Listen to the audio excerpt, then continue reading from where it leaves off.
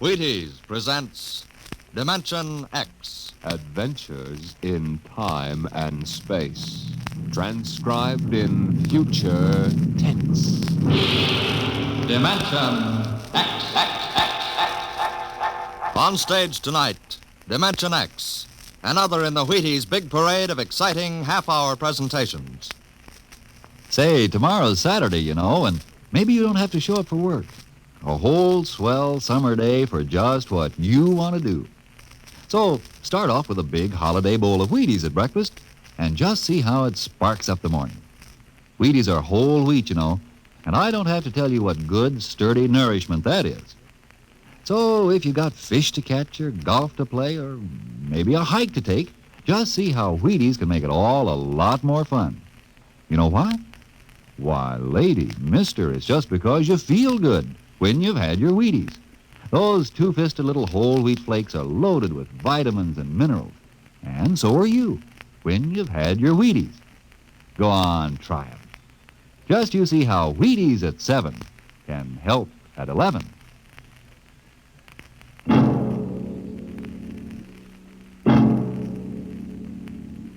When the first space rocket lands on Mars, what will we find? Will we be welcomed with open arms, or will the Martians treat us as invaders? Only one thing is certain. Someday a giant metal ship will take off from Earth to travel through the black velocities, the silent gulfs of space, to descend at last into the darkness of the upper Martian atmospheres. And on that day, man will finally know the answers. The day we first land on Mars.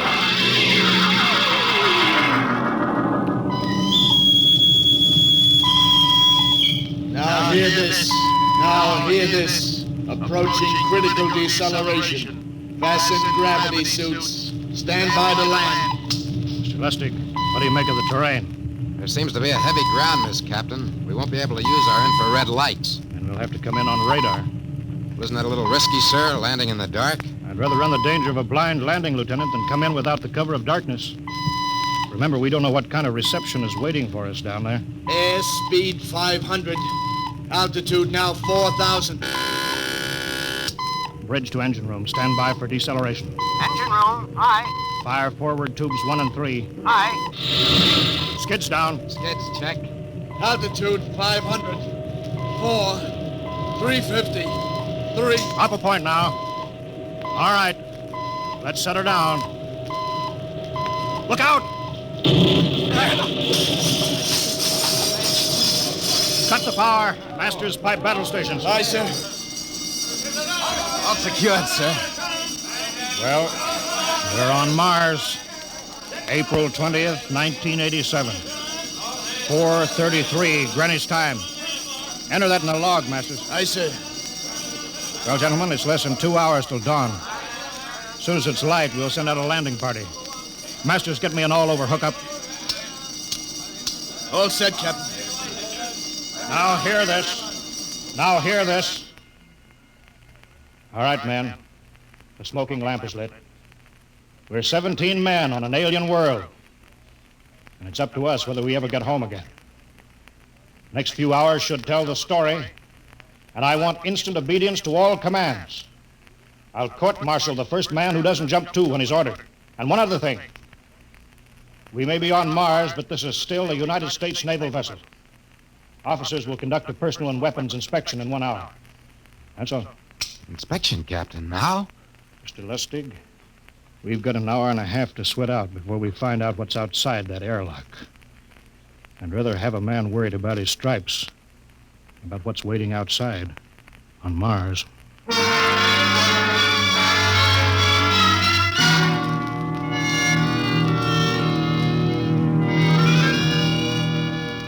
Now hear this. Landing party report to forward airlock. Captain Black, Lieutenant Hingston, Lieutenant Lustig, and Dr. Horst report immediately to forward airlock. It is now landing time -5. Sounds like they're paging us, Hingston. You ready, Dr. Horst?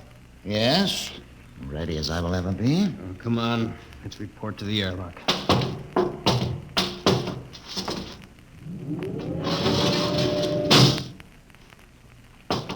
4 minutes to go. Where's the captain? Who knows? What difference does it make? Just want to get it over with, that's all. Has anybody got a cigarette? I think you're smoking too much, Lieutenant Lustig. Are you nervous? Lay off, will you, Horst? Wondering what's hidden outside underneath that ground mist? Very unusual planet, Mars. Why? It has an atmosphere. Wonderful thing, an atmosphere. Where you find one, you find life. You mean Martians? What do you think they'll look like? Who knows? Intelligent life can take many forms. You mean they may have green skins and eyes on stalks or something? The comic book conception is possible. Or they may have developed to a point that is far beyond us. Perhaps they have a science that can produce weapons far more dangerous than our atomic missiles. You think we may have to fight our way out? After all, we are invaders. Now hear this. Landing time -2. Landing All time right, -2. we heard this. I know what I'd like to find outside that airlock. Good old Illinois. You ever been there, Lustig? Only Chicago. Well, you ought to see my hometown. Green lawns, big white houses. Sounds like my hometown. My grandmother used to have one of those iron deers on the lawn. Every Halloween, we'd paint it another color. One time, we painted it black and white like a Holstein cow. Where does your family live, Horst? I have no family. When I was a child, they were gassed to death in the Dachau concentration camp. That's tough. Oh, it has its advantages. I have no ties on Earth. Nothing to lose now. I imagine I'm the only one on board who is free to enjoy our present peculiar position. All right, Lustig. You can button it up now. Aye, sir. Now, gentlemen, in 1 minute, we'll be the first men to set foot on Mars. Quite an honor, eh? As long as the medals are not awarded posthumously. Still uneasy, Dr. Horst? Captain Black, I've been uneasy ever since I can remember. On Earth and on Mars. Now, 30 seconds. Give me the intercom phone, Lustig. Masters? Aye, sir. Battle stations to be manned till we return. If we're not back in 2 hours, I want no rescue party sent out. Blast off and save the ship, you understand? Aye, sir. All right, gentlemen. 5 seconds. 4, 3, 2, 1. Lustig, open the outer airlock.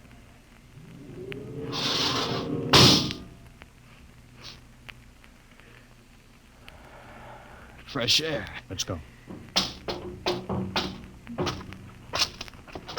Hold it now. It's too dark to move fast. Quiet, isn't it? Not even a wind. You can't see anything through this ground mist. Quiet. We don't know what's out here. Come on.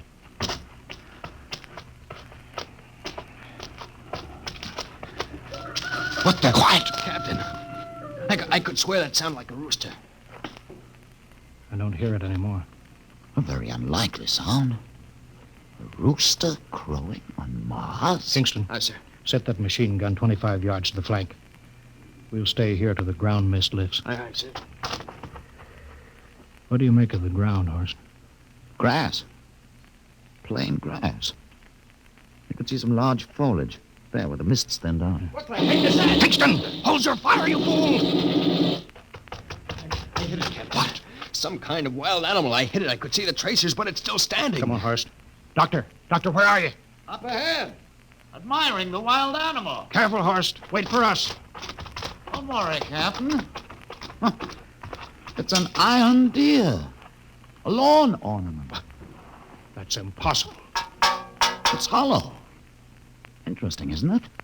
A whitewashed Victorian iron deer sitting on a lawn in the middle of Mars. I don't understand. Look around. The mist's lifting. Captain, look there. A house, a regular old-fashioned house. On Mars. Good Lord.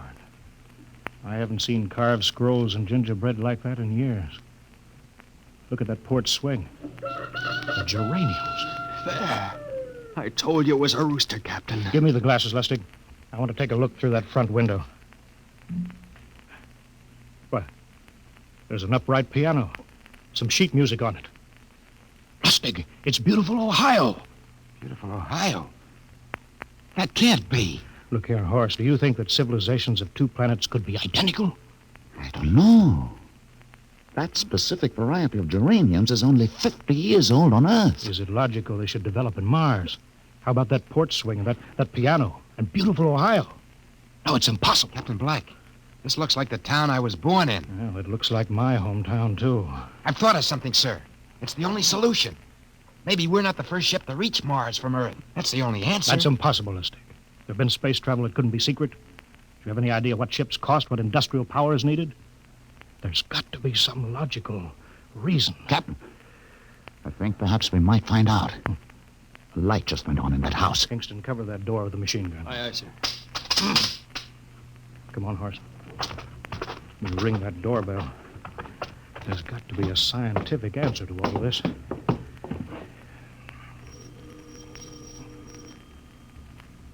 There's something moving in there. Stand back, Horace. Give me a clear shot. Maybe a Martian. Can I help you? We were looking... Well, if you're selling anything, it's much too early. No, wait a minute. What town is this? What do you mean? Are you census takers? No, we're strangers here. We want to know how this town got here. Is this a game? No, it's not a game. We're from Earth. From where? From Earth. Do you mean out of the ground? Hey, are you sure you're feeling well? Madam, we came in a flying ship across space. We're from the third planet. This is Mars. Now do you understand? Mars. You go away now, you hear? I'll call my husband from upstairs and he'll chase you. Now go on. This is Mars, isn't it? This is Green Lake, Wisconsin, in the United States of America. Bounded on the east by the Atlantic and on the west by the Pacific. Now, go away. Goodbye. Horace, do you suppose it's really possible? I've got to find out more about this. For the last time now, go away. Pardon me, madam. What year is this? Year? Well, 1928, of course. Oh, for goodness sake. You hear that, Horst? And we know it's 1987. And we know it's Mars. Is it possible that we got fouled up, made some tremendous blunder, and circled around and landed back on Earth? In 1928? Well, maybe some switch in time or dimension. Could we have shifted somehow and gone backward in time? Horst, it won't hold water. It's not logical. We've checked every mile. We went past the moon and out into space. We're on Mars. Find out anything, Captain? No, we're going back to the ship till I figure out some logical explanation for all this. Lustig, out at point. Aye, sir. Hingston in the rear. Keep that gun at half load. Aye, sir. Horst, there's got to be some cold, logical solution. Captain. What? That house down the street. The white one with the green shutters. Lustig, what's the matter? I never thought. Thank God. Thank God. Lustig, come back here. He's running for the house. That crazy fool, after him quick. Lustig, stop! Come down off of that porch. Grandma! Grandpa! Lustig, what the devil do you think you're trying? Grandma and Grandpa, it is you. Lustig, what's going on here? Albert, why, it's been so many years. How you've grown, boy. Oh, it's so good to see you. Lieutenant Lustig. Oh, Captain. Grandma, I want you to meet my friend. This is Captain Black. Captain, I want you to meet my grandfolks. Howdy. Any friends of Albert's is friends of ours. How long you been here, Grandma? Oh, good many years. Ever since we died. Ever since you what? Oh, yes, sir. They've been dead 30 years. What? You mean to tell me that Mars is heaven? Oh, nonsense, no. All we know is here we're alive again. And who are we to question God's infinite ways? Lustig, we're going back to the ship. But, Captain, I want to talk to my Lieutenant grandfolks. Lustig, I don't like any part of this. You'll come back with us. I have to club you and carry you. Yeah, but, sir, That's they're enough. my... Heaven only knows what they've run up against back of the ship.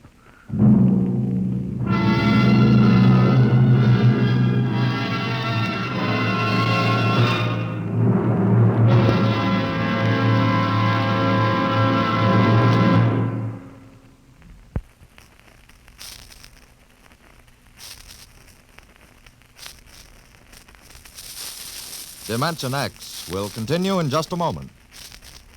Well, now let's come back to Earth for a moment. And what's more appropriate than Wheaties and baseball? You'll see what I mean as I introduce Ed Prentice, who has a special treat for you. Carry on, Mr. Prentice. Folks, I'd like to have you meet a good friend of mine and a prominent member of a fine little organization known as the Chicago White Sox, Mr. Lucius Benjamin Appling. Ooh, Ed, don't say it like that. Whoever heard of a ball player named Lucius? What if I went around calling you Paul Edward Prentice? Let's just make it Ed and Luke, huh? All right, Luke. Say, just how long have you been with the White Sox? Over 20 years, Ed. Golly, I played in darn near 2,500 games.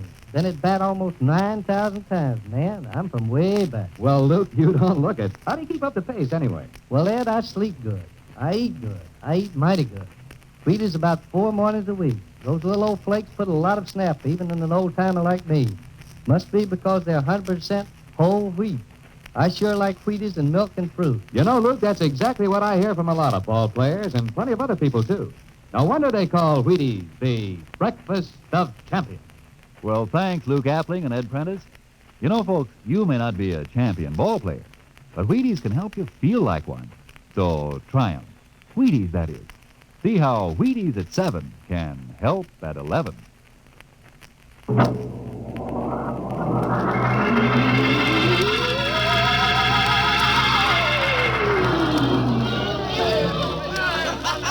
Horst, look at that crowd around the ship. Looks like we're being welcomed with a celebration, Captain. Celebration? They've abandoned ship. Every port is open. No guards set. You, Masters. Hiya, Captain. Meet my old dad. Dad, that's Captain Black, and he's not a bad guy for an officer. Of all the...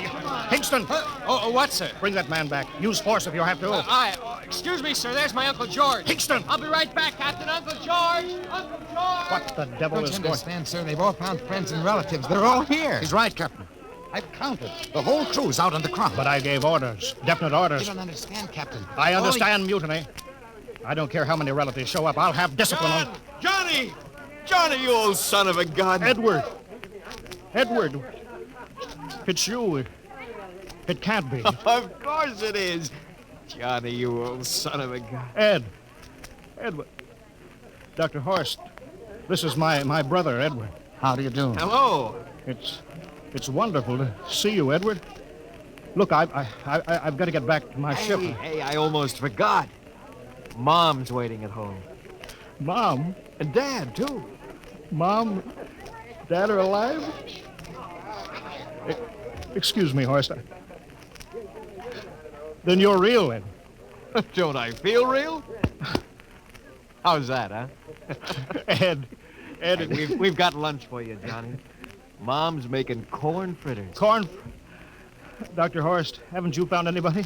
No, Captain. I have nobody. Then you come on home with me, right, Ed? Sure, you bet. Horst, you wouldn't believe it, but it's been 35 years since I had Mom's corn fritters. By George. 35 years.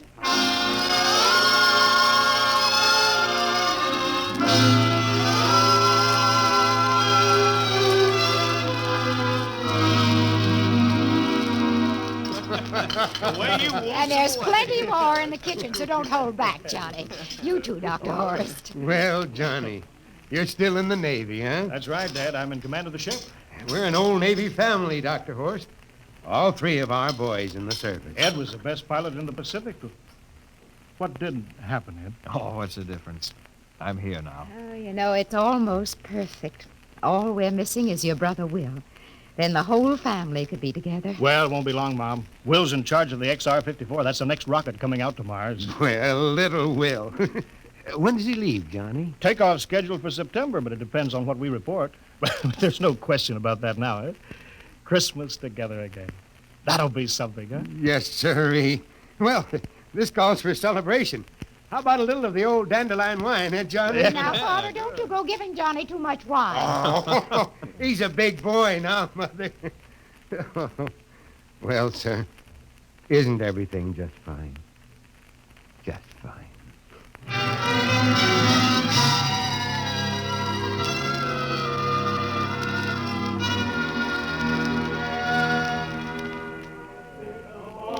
The candlelights are gleaming on the banks of the Wabash, far away. Hey, we have play another song. Sure, Well, Dr. Horst, what do you think of my little family, Very nice. You know, I can't understand why you didn't find any folks here, Dr. Horst. It's just a shame. Everybody else is so happy. I never remembered my family, Mrs. Black. All I know is they were gassed at Dachau during the Second World War. When I was liberated, I was in a delirium 3 months. I cannot remember anything before then. A psychiatric phenomenon. That's terrible. Isn't there anything anybody can do? I don't want to remember. Oh. I haven't had a pleasant life. I prefer to be free of emotional entanglements. They interfere with a scientific approach. I'm sorry, Dr. Horst. Oh, I'll get it. Hey, that's our ring, long and 3 shorts. I remember that. Well, maybe we'd better call it a night. You must be getting tired, Johnny. I'd better be going back to the ship. Oh, nonsense. You stay the night. We insist. Oh, I just couldn't rest thinking of you all alone on that ship. Oh, I'll be all right. Well, good night. Oh, wait a minute, Dr. Horst. That phone message was for you. Me? Yeah, that's right. A message from Anna. Anna? I don't remember any Anna. She asked if you were better. Perhaps she's someone you knew at Dachau. Anna? She said she's coming over here first thing in the morning. So you'll have to stay over. Yes, well, that but... settles it then. You stay here, Horst. You can bunk with me in my old room. Oh, but Johnny, we thought you'd like to be with Edward. So you could talk the way you used to. Well, we can't put Dr. Horst on the daybed. I think we better share the room tonight. There'll be plenty of time for talking, Ed. I guess so. Well, I suppose I better drop back to the ship. You know, Ed, security check. Well, why do you have to do that here? Well, I don't know. There's no good reason, I guess. Well, suppose we skip it tonight. Oh, sure. Well, good night, everybody. Oh, it's good to have you home, Johnny. It's good to be home, Mom.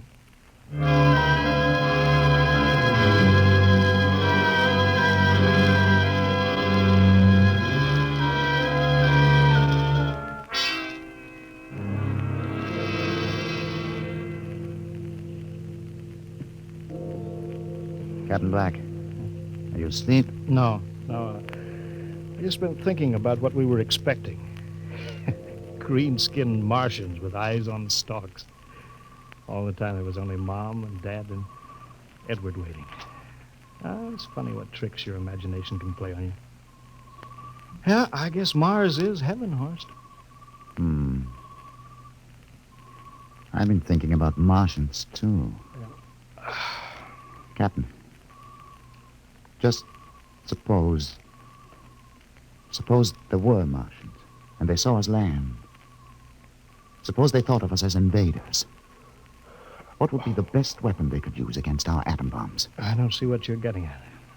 They would want to disarm us first, to wipe out all suspicion, to make us feel at home. But suppose this house isn't real. Suppose the people are just images, stolen from our own memories by Martians, created for us by telepathy, hypnotism. That's the craziest theory I ever heard. Maybe that's why there was no one for me. Because in all my life, there is no happy memory, no real loved person. How about that phone call from Anna? Yes, Anna. I didn't remember who she was, but I do now. I just remembered.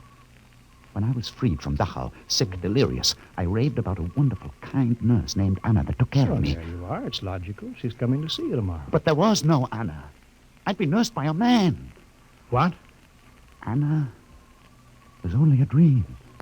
And there's only one way they could have learned about her. By reading my subconscious mind. But that's impossible, Horst. Why? The whole crew was thinking of home. Suppose the Martians read our minds. Yes, but if there are Martians... If there are, they have us separated. Each man in a different house. Sleeping. Trusting. No one at the guns. I left my pistol downstairs. Do you think there's something to this, Horst? It's a... Who would suspect his own mother? His grandparents? How easy. Just a knife in the heart of each sleeping man. It's impossible, Horst, but we've got to get back to the ship. Listen. The crickets have stopped. Come on. We don't know when they change back to whatever they really are. Where are you going, John? Ed, well, we wanted to drink of water. That's all, Ed.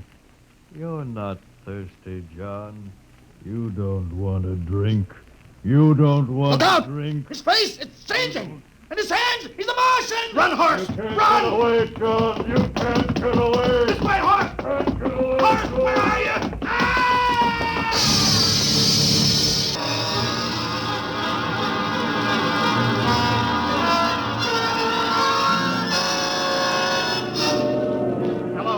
Hello, can you hear me, Earth? This is Captain John Black, the XR-53, calling from Mars. I've locked myself in the ship, but they've crippled it. I can't take off or fire the guns, and they're coming for me now, the Martians. I'm all alone here. All the rest are dead. Hingston, Lustig, Dr. Horst. Poor Horst, he didn't even reach the door. Listen, they're trying to break through the hull now. Edward and Mom and Dad and all the folks. But they're changing now. Melting and changing back into... They're Martians. Can you understand me? Martians, not men. They made us think that Mars was heaven, and we fell into the trap. Can you hear me, Earth? You've got to stop the next rocket. Tell my brother Will. Tell my brother Will not to come. They'll trap him, too. They'll kill them all. Hello, can you hear me, Earth? This is John Black on Mars. Hello, Earth. This is John Black on Mars.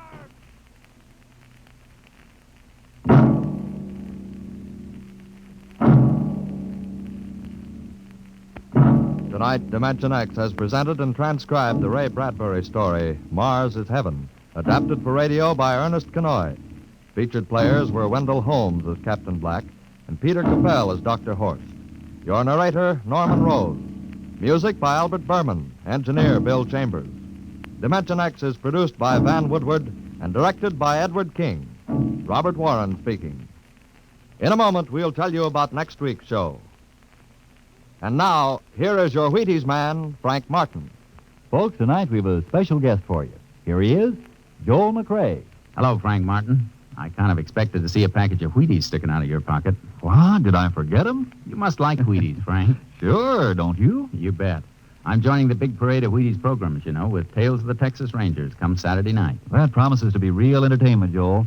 I understand these are true stories of the Texas Rangers. Absolutely. Each story is straight from the Texas Ranger files. Well, we're mighty proud to have you join us, Joel, with this new program. We'll all be listening on the same NBC station Saturday night for Joel McRae in Tales of the Texas Rangers.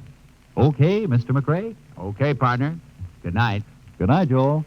And friends, be sure to listen Saturday, that's tomorrow night, to Joel McRae and his new program, Tales of the Texas Rangers. And get your Wheaties, everybody. And this is the Wheaties man, Frank Martin, inviting you again to listen tomorrow night to Joel McRae in Tales of the Texas Rangers on the Wheaties Big Parade. See you then. Next week, the story of the strangest case ever recorded in the files of the Bureau of Missing Persons.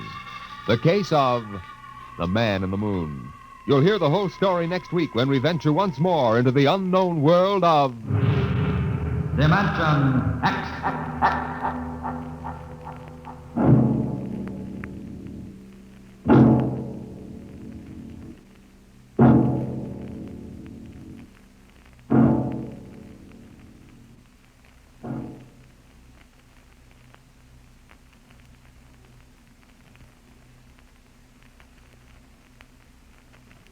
This is NBC, the national broadcasting company.